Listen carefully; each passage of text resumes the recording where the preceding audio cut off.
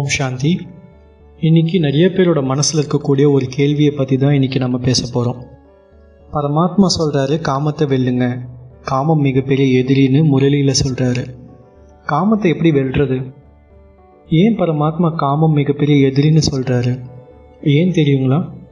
ஏன்னா வெளியில் இருக்கக்கூடிய எதிரியை ஜெயிக்கிறது ரொம்ப சுலபம், ஆனால் மனசுக்குள்ளே இருக்கிற எதிரியை ஜெயிக்கிறது தாங்க ரொம்ப கஷ்டம். பரமாத்மா இறைவன் காமத்தை எப்படி வெல்வது அப்படின்னு வழிமுறைகளை என்னென்ன கொடுத்துருக்கிறாருன்றது தான் இந்த பதிவில் நம்ம பார்க்க போகிறோம். காமம் எங்கேருந்து உருவாகுது?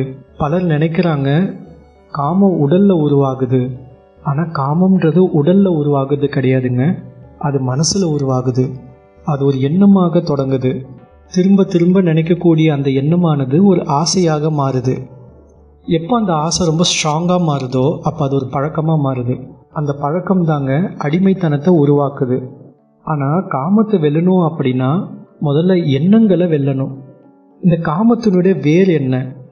பரமாத்மா என்ன சொல்கிறாருன்னா, இந்த தேக அபிமானம் தான் இந்த காமத்தினுடைய வேர். நான் இந்த உடலில் நினைக்கும் வர இந்த உடல் சார்ந்த ஆசைகள் கண்டிப்பாக இருக்கும். ஆனால் நான் ஆத்மா அப்படின்னு நினைக்கும் பொழுது, அனுபவம் செய்யும்போது இந்த உடல் உணர்வானது கொஞ்சம் கொஞ்சமாக குறைய ஆரம்பிக்குது. ஒரு சின்ன உதாரணம் பார்க்கலாம். ஒரு கண்ணாடி பாத்திரத்தில் மண்ணை நிரப்புனா அதில் தண்ணி ஊற்ற முடியாது. முதல்ல அந்த பாத்திரத்தில் இருக்கக்கூடிய மண்ணை அகற்றணும். அதுபோல தாங்க மனசில் வீணான காட்சிகள், வீணான நினைவுகள், வீணான ஆசைகள் இது நிறைஞ்சி இருந்ததுன்னா இறைவனுடைய நினைவுன்றது நிலைக்காதுங்க. முதல்ல அதை சுத்தம் செய்யணும். அப்போ இந்த காமத்தை வெல்றதுக்கு 5 ரொம்ப சக்தி வாய்ந்த வழிகள் இருக்குங்க. அதில் முதலாவது பார்த்திங்கன்னா ஆத்ம உணர்வினுடைய பயிற்சி. தினமும் நமக்குள்ள பல முறை இந்த ஒரு விஷயத்த சொல்லணும். நான் இந்த உடல் கிடையாது, நான் ஒரு தூய ஜோதியான பிந்து சொரூபமான ஆத்மாவாக இருக்கிறேன், என்னுடைய இயல்பான குணமே தூய்மை தான். இந்த ஒரு நினைவு மனசை மாற்ற ஆரம்பிக்குதுங்க. 2வது விஷயம் பார்த்திங்கன்னா பார்வையில் மாற்றத்தை ஏற்படுத்தணும்.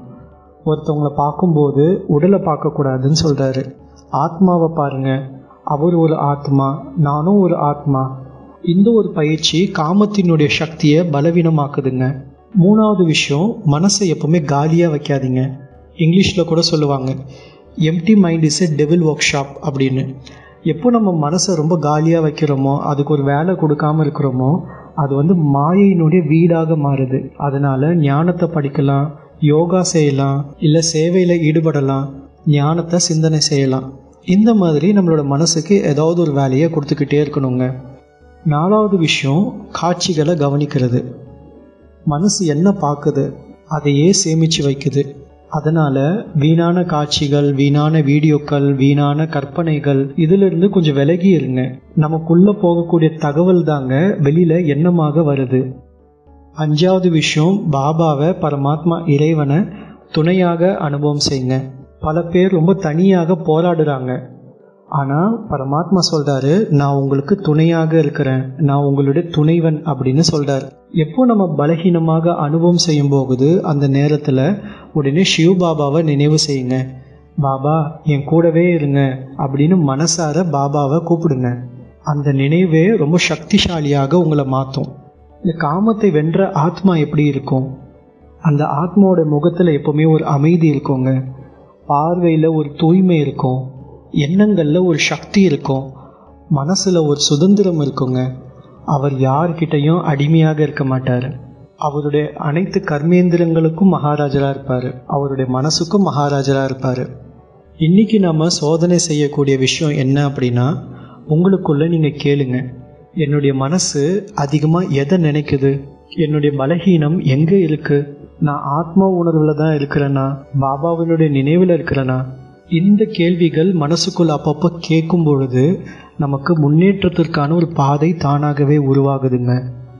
இது வரைக்கும் கேட்ட பதிவில் நம்ம என்ன புரிஞ்சுக்கணும் அப்படின்னா, காமத்தை வெல்வதுன்றது ஒரு ஆசையை அடக்குவது மட்டும் இல்லைங்க, அது தேக உணர்விலிருந்து ஆத்ம உணர்விற்கு மாறுவது. பலவீனமான ஆத்மாவிலிருந்து சக்தி நிறைந்த ஆத்மாவாக நம்மை நாம் மாற்றுவது. முக்கியமான விஷயத்த ஒன்று நினைவில் வச்சுக்கணுங்க. காமத்தை எதிர்த்து போராடாதீங்க, அதுக்கு பதிலாக ஆத்ம உணர்வை அதிகரிங்க. எப்போ ஆத்ம உணர்வுன்ற வெளிச்சம் வரும்போகுது, காமம்ன்ற அந்த இருள் நம்மை விட்டு தானாகவே விலகி போயிடும். ஆகவே நான் ஒரு தூய்மையான ஆத்மா, பரமாத்மாவினுடைய குழந்தை, தூய்மை தான் என்னுடைய இயல்பான ஸ்வரூபம். இந்த ஒரு நினைவை, இந்த ஒரு பயிற்சியை நம்ம அதிகப்படுத்தலாம். மீண்டும் அடுத்த பதிவில் உங்களை சந்திக்கிறேன். ஓம் சாந்தி.